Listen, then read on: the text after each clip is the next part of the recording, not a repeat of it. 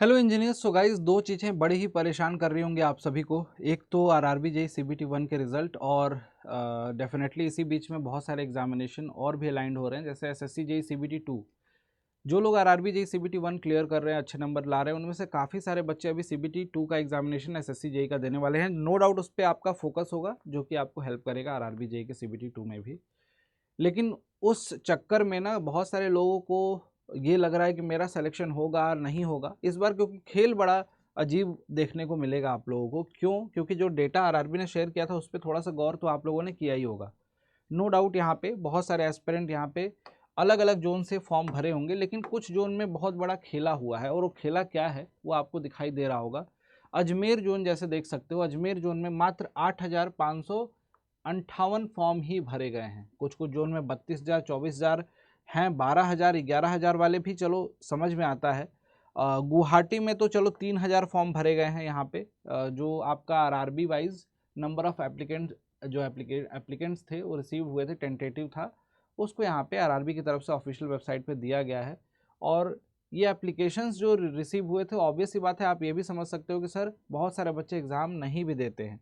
ठीक है। उसके अलावा अगर आगे हम देखें यहाँ पे, तो इसमें बड़ा ही शॉकिंग था। एक मालदा तो चलो ठीक है, मालदा में कम बच्चे भरे हैं। मुजफ्फरपुर में, अब मुजफ्फरपुर में केवल 2,089 बच्चों ने फॉर्म भरा था।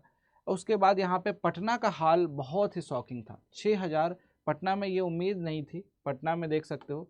तो जो लोग बोलते हैं ना कि कट ऑफ में सर वेरिएशन क्यों आता है, इसी वजह से आता है। यहाँ पे देखो 6,000, और प्रयागराज में 37,000 हो गए, जो कि बहुत सारे बच्चों ने उम्मीद करके कि इस बार तो चलो कट ऑफ पिछली बार सीबीटी 1 की कम गई थी, यहीं से डाल देते हैं।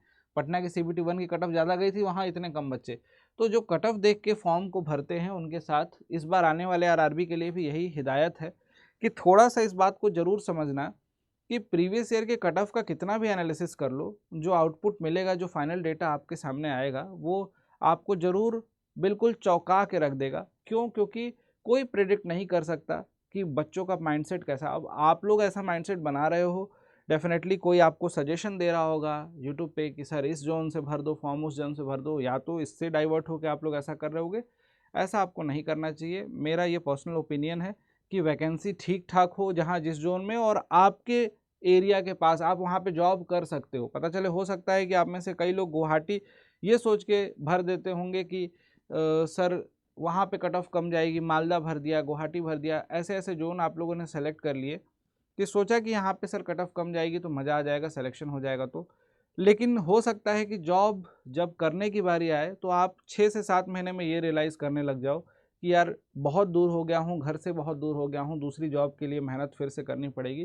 तो वो सिचुएशन ना आए। अपनी कंफर्टेबल, अपनी एबिलिटी को समझते हुए, कंफर्टेबिलिटी को समझते हुए आप अपने काम, अपनी पढ़ाई पे फोकस कीजिए, और उसी हिसाब से अपने आप को ट्रेन करिए कि आप जिस जोन से भरें वहाँ ठीक ठाक सीटें हों, तो वहाँ आपका सिलेक्शन हो जाए।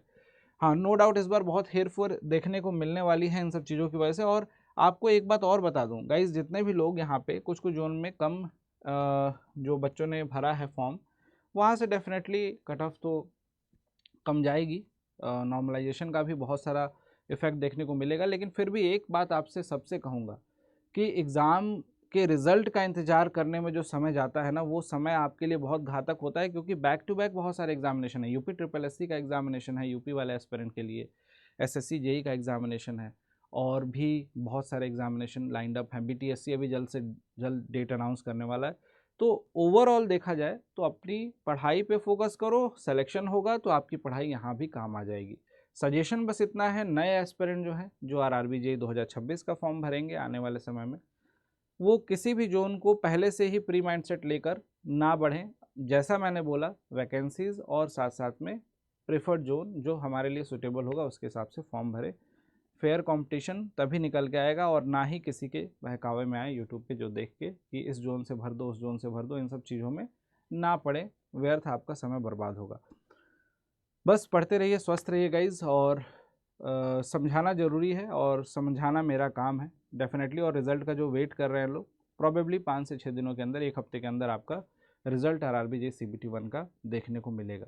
Thank you guys, thank you so much. Bye bye, take care, till then keep learning. पढ़ते रहिए, स्वस्थ रहिए।